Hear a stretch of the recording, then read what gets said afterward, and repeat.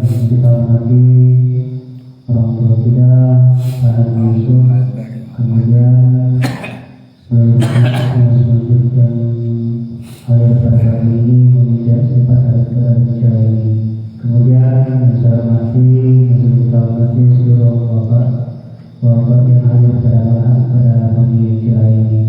Mudah-mudahan perkumpulan kita diberkahi Allah Subhanahu wa Ta'ala. Pertama kalinya disyukur Allah Subhanahu wa Ta'ala dari kita dan memberikan disyukur Allah Subhanahu wa Ta'ala yang mana pada hari ini kita diberi kesehatan, kesempatan untuk melaksanakan sholat subuh berjamaah dan melanjutkan pengajian kita pada hari ini. Dan alhamdulillah pada hari ini kita sudah memasuki puasa yang ke-10. Salam kita kirimkan seluruh Muhammad sallallahu alaihi wasallam. Allahumma shalli ala sayyidina Muhammad wa ala sayyidina Muhammad wa ala wasallam. Kembali saya selalu tidak menyangkan penerimaannya untuk mengisi pengajian kita pada hari ini. Kepada guru kita, kepada Ustaz Ahmad Suri, kepada Saudara Muhammad. Assalamualaikum warahmatullahi wabarakatuh. Bismillah, alhamdulillah, wassalatu wassalamu ala rasulillah wa ala alihi wa ashabihi wa mawalah wabarakatuh. Mari kita mulai lagi melanjutkan kajian subuh kemarin tentang adat-adat keseharian baginda Rasulullah SAW. Untuk pagi ini kita masuk adat Nabi yang ke-11. Bismillahirrahmanirrahim, yaitu adat seorang yang azan. Rasulullah SAW bersabda, orang-orang yang azan adalah orang yang paling panjang lehernya nanti di hari kiamat. Karena tiap hari teriak suara berbeda jadi panjang, bukan jerapah. Jadi orang yang azan kata Nabi, orang yang paling panjang lehernya nanti di hari kiamat. Artinya ya, nampak pada orang lain ya, muncul dibandingkan dengan orang-orang yang ya tidak pernah azan sama sekali. Kemudian ada ketika kita mau azan yang pertama, hendaknya azan di tempat yang tinggi, sekiranya suaranya bisa terdengar jika tidak memakai sound atau speaker. Kalau zaman Nabi dulu kan tidak ada yang namanya sound, tidak ada speaker, tidak ada pengeras suara. Jadi waktu Nabi dulu orang azan itu naik ke atas mimbar, naik ke atas loket menara. Maka dulu pakai menara. Yang azan itu naik ke menara, di atas menara itu mereka azan. Maka suaranya menggelegar sampai ke mana-mana. Nah, karena dunia ini sudah canggih, jadi banyak sekarang masjid-masjid tidak ada menaranya lagi. Ya kan? Azan cukup pakai pengeras suara sudah melebihi daripada orang aja di atas menara tadi. Nah, jadi tapi kalau di Jawa sana masih banyak di mana di masjid itu masih identik dengan menara. Di sini ya adalah satu dua ya. Kayak masjid Baitul Ma'mur ada menara. Ya, masjid itu aja kalau di pasar menara di mana letaknya? Oh depannya. Tapi yang repot kan kalau dikasih menara situ orang kasih tak situ malas.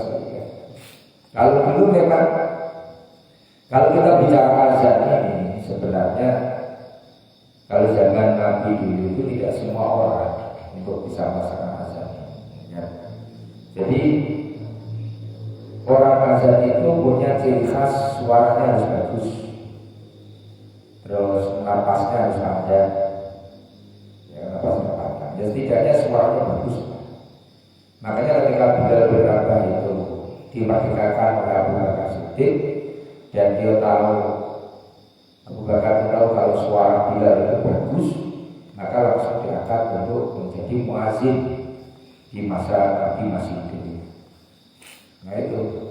Jadi kalau kita sekarang ini kadang-kadang nasib orang lah yang aja. Kadang-kadang ada orang anak-anak yang aja, ya kan. Jadi ini sebenarnya orang bagus. Bagusnya itu yang aja itu siapa orang. Makanya kalau di kita ini yang berlaku itu kalau sholat Jumat, itu siapa yang azan dia memang tugas azan lah. Maka ada istilah masjid itu ada gharim, kemudian ada bilalnya, ada imamnya. Ya kan? Siapa yang imam, siapa yang bilal, maka gharim itu harus sendiri. Itu nampak kalau hari Jumat. Sebenarnya kalau dibilang bilal itu bukan cuma hari Jumat saja. Ya bilal itu dia harus standby 24 jam. Itu baru yang namanya bilal. Kalau bilal cuma tanggal hari Jumat, ya itu bilal asal-asalan. Kita tidak bicara honornya, upahnya, tapi tanggung jawab kita sebagai bilal yang diangkat masyarakat itu berat. Berat, dan itu harus bertanggung jawab di hadapan Allah Subhanahu Wa Taala. Kalau kita sudah menerima jabatan kita sebagai bilal, itu ya memang besar bahayanya.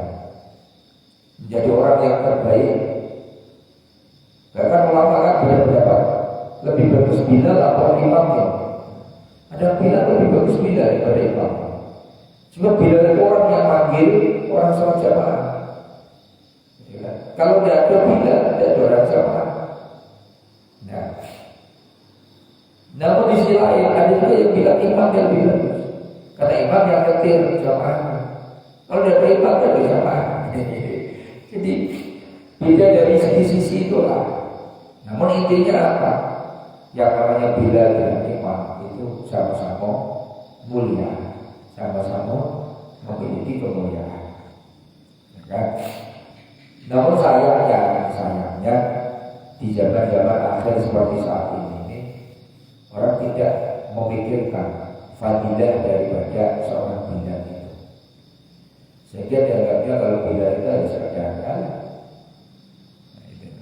disepelekan. Padahal bilal itu adalah kepanjangan dari perpanjangan tangan dari Allah. Kasar-kasarnya dialah yang mewakili panggilan dari Allah. Jadi yang benar itu seharusnya bilal itu mana yang diangkat jadi bilal, dialah yang harus bukan bilal Jumat baik seluruh 5 waktu dia bilal yang asal standar di situ. Nah, itu. Makanya kalau dalam sebuah masjid itu bagusnya memang minimal itu ada 3 petugas yang aktif.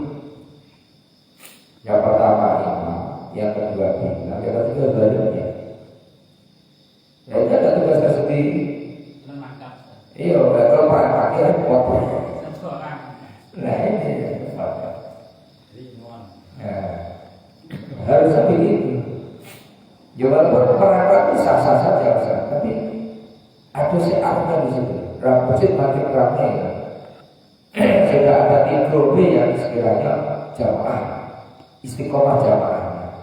Imamnya tetap istiqomah jamaahnya, yang azan lagi, gharimnya memang sudah di situ. Jadi kadang-kadang repot. Imam juga kadang-kadang sudah diangkat jadi imam masjid yang mungkin. Tapi ada repot. Hari ini mau hilang. Jadi seakan-akan masjid ini kehilangan imam. Jadi tanpa arah dan tujuan. Sopirnya tidak ada. Ibarat mobil sopirnya tidak jalan. Ya jalan kemana-mana tahan itu, tidak sampai tujuan. Nah maka itu penting ya. dalam sebuah masjid itu kalau pengen masjidnya pengen bagus dan untuk ibadahnya bisa istiqomah, kita harus memikirkan intinya yang pertama itu. Jadi yang bertanggung jawab untuk keramaian kemakmuran masjid itu ya itu kelompok. Pertama imamnya, yang kedua bina, yang ketiga garimnya. Kalau ketiganya ini berjalan seiring ke jalan kontinu, insya Allah masjidnya akan jalan rata. Tapi kalau ya itu tadi, kalau hanya sekedar simbolis nama, ya semua malah. Itu repotnya seperti itu. Kadang-kadang ya, yang diberi mandat kayak gitu dia tidak menyadari kalau itu amanah dari masyarakat. Yang itu kalau memang diangkat secara aklamasi itu dia tidak menjawab besok di akhirat. Kalau diangkat secara aklamasi, jadi kalau dia sendiri lah kalau yang jadi imam, kemudian orang dia baik ya tidak itu sebenarnya. Kalau diangkat secara aklamasi, secara ibaratnya musyawarah, berarti harus ada tanggung jawab yang harus dia kerjakan. Makanya berat jadi imam berat, jadi bila itu juga berat. Dan di satu sisi juga berat, pahalanya itu besar. Kalau ada mikir pahala itu tadi, Masya Allah, berat. Oke, yang kedua kemudian menghadap kiblat, menghadap kiblat dan azan dengan berdiri. Azan itu ada kiblat sambil berdiri, tidak boleh kita sambil duduk, apalagi sambil baring-baring, kalau pakai tik, tidak boleh. Karena azannya, adabnya memang begitu. Jadi kalau azan itu, azannya, adabnya berdiri, tidak berbeda. Nah, gitu. Kemudian yang ketiga berwudu. Kalau belum jauh wudu dulu, karena ada rangkaiannya dengan ibadah sholat. Maka azan itu digolongkan kesunahan qabla sholat. Kesunahan yang dilakukan sebelum mengerjakan sholat. Itu azan. Bukan ada hubungannya dengan sholat jamaah yang kita lakukan, ada. Karena itu ada keterkaitannya. Maka kayak saya sendiri tidak setuju kalau imam habis ngimami kemudian wirid sendiri-sendiri, pikir sendiri-sendiri, doa sendiri-sendiri. Karena alasannya apa? Tidak ada hubungannya dengan sholat jamaah, kurang begitu. Namanya wirid itu tadi setelah jamaah, kok dipindahkan tidak ada hubungannya dengan jamaah. Nah, ya nggak bid'ah pula. Nah, terus lagi masalah doa. Baru ditutuplah pakai doa. Wa da'wana alhamdulillahirabbil alamin. Segala sesuatu yang ditutup dengan doa alhamdulillah. Ya kita sholat sesuatu yang baik, ditutuplah dengan hal yang baik. Alangkah indahnya ditutup dengan doa bersama-sama, ya. Keinginan yang sama, doanya bersama, diamini sama-sama, menampakkan kebersamaan. Lalu Allah lebih senang daripada doa sendiri-sendiri. Kadang tidak tahu cara doa, tidak tahu adab dan bagaimana cara berdoa, karena ada dipandu imam yang habis sholat sendiri-sendiri situlah Allah. Itulah yang susah ya. Jadi wudu dulu sebelum azan, wudu dulu. Kemudian yang keempat, tertib dalam melafalkan lafaz-lafaz azan. Allahu Akbar, asyhadu an la ilaha illallah, asyhadu anna Muhammadar Rasulullah. Nah, ini saya tengok di kontennya orang Wahabi itu ngeklaim, kenapa orang mereka yang ahli sunnah itu mengatakan kalau semua kalau menyebut Nabi Muhammad harus pakai Sayyidina. Buktinya ketika azan tidak pakai Sayyidina. Maka sekarang ini kalau tidak salah di Madinah itu sudah ada yang menambahkan Sayyidina dan itu punya boleh. Karena dalam azan itu tidak ada keterkaitannya dengan sesuatu yang lain. Beda dengan ketika kita sholat mengucapkan 2 kalimat syahadat, itu tidak boleh ditambah dengan wa asyhadu anna sayyidana Muhammad, karena ada keterkaitan dengan syarat dan rukunnya sholat. Kalau azan terlepas, sekarang tidak ada ya. Ketika azan asyhadu an la ilaha illallah wa asyhadu anna sayyidana Muhammadar Rasulullah, sudah ada dua itu. Gitu. Itu masalah. Karena tidak membuat azannya itu batal juga dan juga tidak mengurangi. Gitu. Jadi untuk ngeklaim dan menepis katanya mereka, buktinya kalau azan tidak pakai sayyidina, nah ini. Sekarang ada yang pakai sini. Dan diteliti hukumnya sah saja. Ya kan? Dan ada yang nambah wawo. Nah, azan nambah wawo, wa asyhadu anna, ada juga yang pakai ini. Ya tidak masalah, karena dalam azan itu bentuknya seruan, dan seruan itu lafaznya diucapkan, yang penting berurutan. Masalah lafaznya ditambah ada kaitannya dengan yang ditambahkan, ada masalah. Dan itu dalam konteks tidak berubah dari makna lafaz yang diucapkan yang tersebut. Ini lebih penting. Kemudian yang kelima, membaca dengan tartil dan dengan suara yang bagus. Nah, makanya cari yang muazzin itu yang bacaannya agak bagus, bacanya tartil, suaranya cari suara yang bagus, kan? Dan tidak memanjang-manjangkannya karena itu makruh. Terlalu panjang itu tidak bagus, kan? Tetap harus mengikuti koridor hukum tajwid. Mana yang satu alif dan satu alif. Nah, ini di sini kita juga banyak kenal. Di azan ala Indonesia ini banyak kenal. Kita tengok di YouTube itu. Azan versi berbagai negara itu beda cara. Lagunya juga beda, caranya juga beda. Kalau Arab ya, kalau Bilal itu Allahu Akbar, Allahu Akbar. Ya, seperti itu tidak pakai lagu.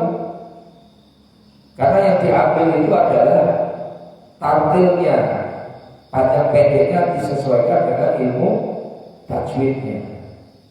Jadi kalau pakai bingung bahasa nah itu cuma satu alif, satu alif, ya kan? Nah, cuma kalau di ujung itu agak panjang ya karena kita masuk wakof dan dikatakan 4 alif disukun, nah, itu 3 alif ujungnya. Kalau lebih 3 alif itu hukumnya wakof, gitu. Jadi ya yang penting jangan terlalu panjang ya. Nah, kalau terlalu panjang kami menyalahi daripada bacaannya itu sendiri. Jadi kalau di ujung azan itu kan bacaannya 4 kali disukun. Nah, itu kalau 4 kali disukun itu paling panjang cuma 3 kali, 6 harokat gerakan. Jadi kalau tidak boleh jadi kelebihan gerakan itu. Nah, banyak kadang-kadang saking asiknya azan, suaranya bagus, napasnya panjang, dipanjangin ya, itu juga tidak bagus. Kayak yang kadang-kadang yang repot di masyarakat kita ini, siapapun kadang-kadang yang jadi muazzin tidak tahu ilmu yang berkaitan dengan azan itu sendiri, yang penting bunyi. Itu yang repot. Mau belajar, ya kan? Kemudian meletakkan kedua jari telunjuk di lubang telinga, jari telunjuk, ini ya, tidak ada. Allah letakkan di lubang telinga sehingga dia mendengar sendiri suaranya. Caranya, jadi kalau tidak ada mas, ini masukkan ke telinga. Jadi fokus dia khusyuk, dengar panggilan dari kanan kiri dan dengar dia. Tapi itu kan secara teori tak. Tujuannya selama macam kalau kita tutup mesti itu kupingnya dengung. Kalau itu kan tak ada bola, tak ada speaker kan. Iya. Jadi dalam kuping harus tutup. Kalau dengungan apa tuh kalau itu mesti kencang, pasti ke kuping lagi. Apalagi mobil lewat, ini masuk ke kuping kan. Iya. Nah, kalau sekarang kan pakai speaker kan gampang soalnya rusak. Terus ulang gitu kan. Ya. Ya tapi kita tetap bisa ngambil kesunahannya.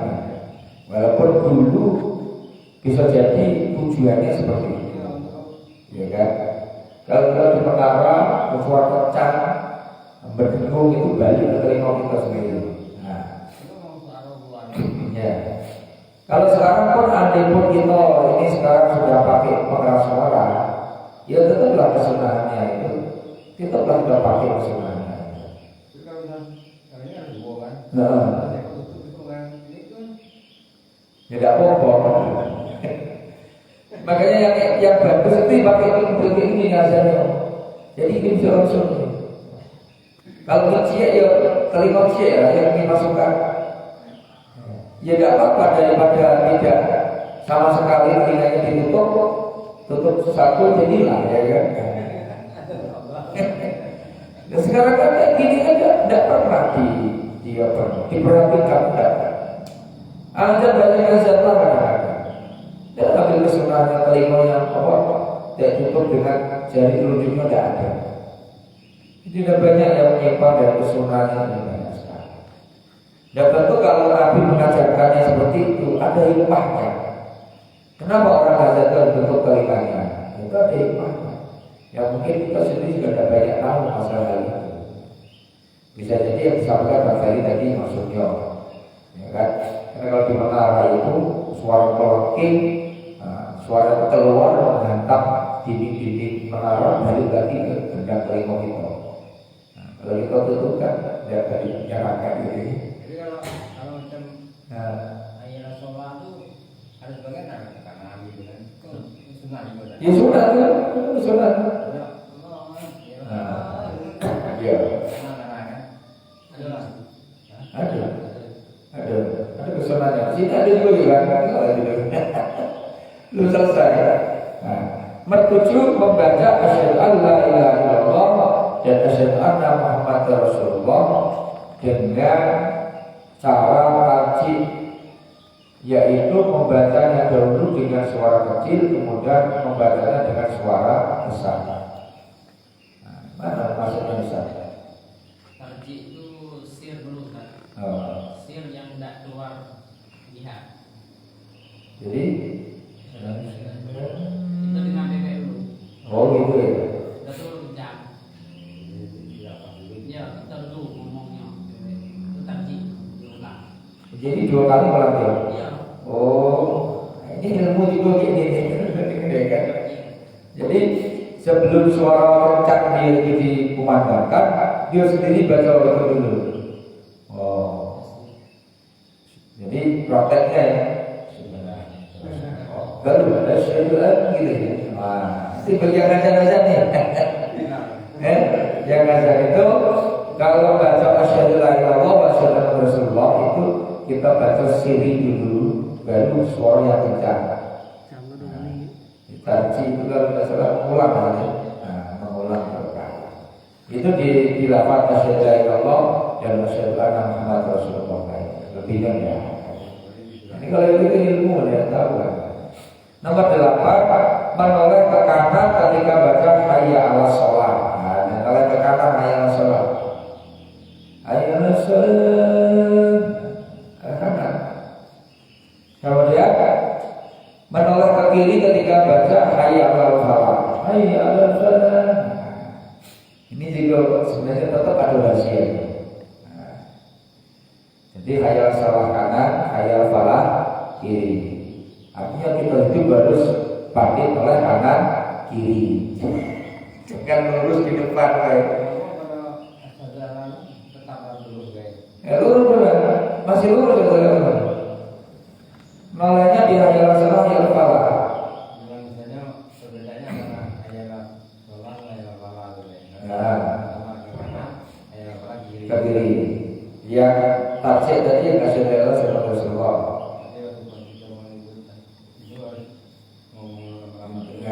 Baca dulu lambat dulu baru bicara. Nah ini yang saya yakin nih, hampir semua bila tidak tahu. Yakin lah, hampir semua bila tidak tahu. Tapi kalau hayal salah ke kanan itu sudah bisa. Hayal salah ke kanan. Dan itu pun juga sekarang dan banyak dari amalkan. Ayo musik. Angkat kelima tadi juga, untuk kelima juga banyak dari amalkan. Ini makanya untuk kesempurnaan fadilah dari azan sudah mulai berkurang. Ya, cuma lagi. Nomor 9 membaca as-salatu khairun minan naum di azan subuh. Jadi ketika azan subuh ditambahkan as-salatu khairun minan naum. Itu juga dapat daripada naum. Itu ada terangnya. As-salatu khairun minan naum. Itu kayak bisa banyak-banyak. Katanya ada dia ini. Kalau ayat azan baca as-salatu khairun minan naum dibaca panjang, orang pada tidur semua karena naumnya panjang.